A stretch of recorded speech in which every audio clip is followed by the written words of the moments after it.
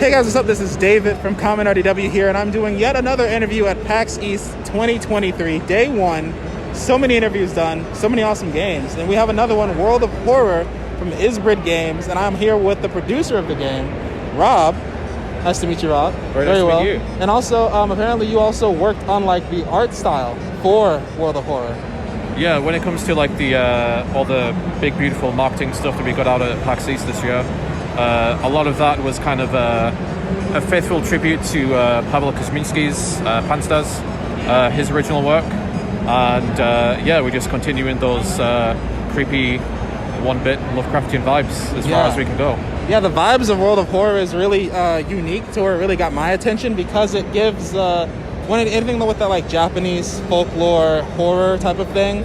A lot of people like compared to like Junji Ito, this type of stuff where it's like really ominous and like so sorts of like dysmorphic type of things going on with the character design. Yes. So can you give us like a quick rundown of like what the base plot of World of Horror is?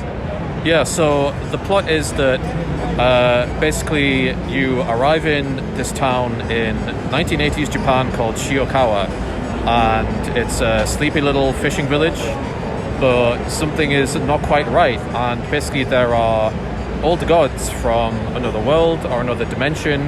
You're not quite sure, and things in Shiokawa are starting to unravel in kind of like increasingly creepy, unsettling ways, and that's the style of horror here. It's not so much like jump scares, it's like just stuff being not quite right and getting like it's like the ominousness of it, where also like there's the way that the game is designed. There's a lot going on screen up front. It's almost like a point and click old school computer game at the same time, but also like we talked about before, it almost looks like a really well-crafted like Game Boy game type of look to it. Yeah, so it's like if there was like an alternate history where the Game Boy was, I don't know, like in widescreen and had a bit more resolution. This is the kind of stuff that would have become like a kind of almost like an urban legend on a playground, like, or have you played this creepy game where if you like pause your Game Boy and come back, then like this creepy dude appears out of nowhere, and that kind of thing.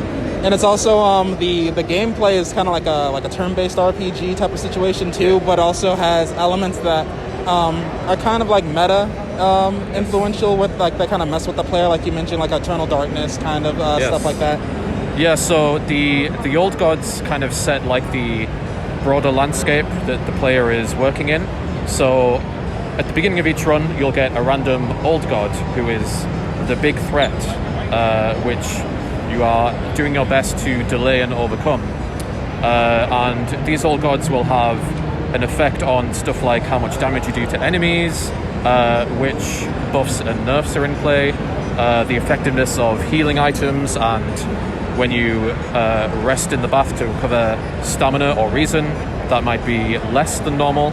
And that's just one of like the many kind of randomized roguelite elements that can come into play. Oh, so there is like a roguelike element to the game. It's not just a straight up like linear story. It's like you can fail, and it's like it makes you want to try to overcome those obstacles over and over again. Exactly, yeah. So the game actually originally started as a card game, which is very interesting. Like that's really interesting how the game developed from that. But I also could see how something like that could come from this.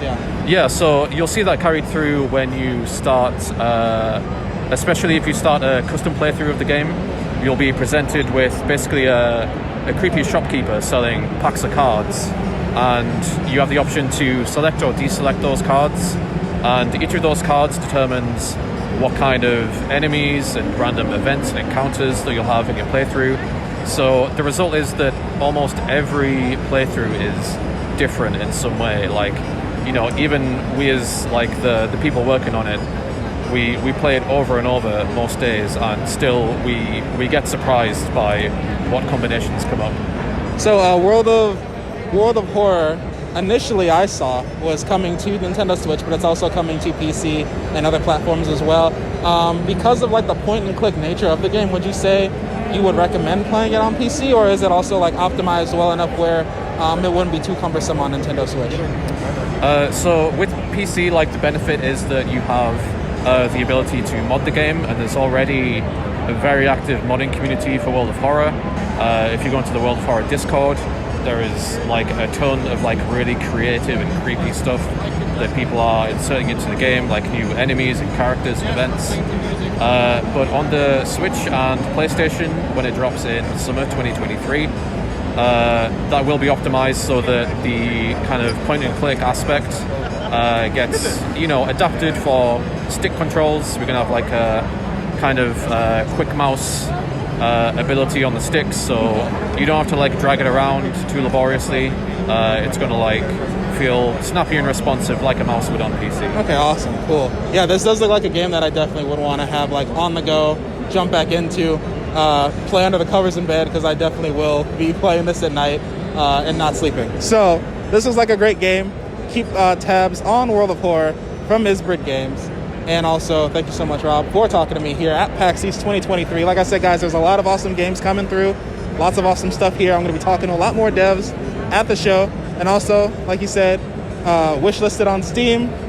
Check it out. Get it, favorite it on the eShop on the Nintendo Switch and stuff like that. Keep an eye on the game. So I'll see you guys on the next video. Bye-bye.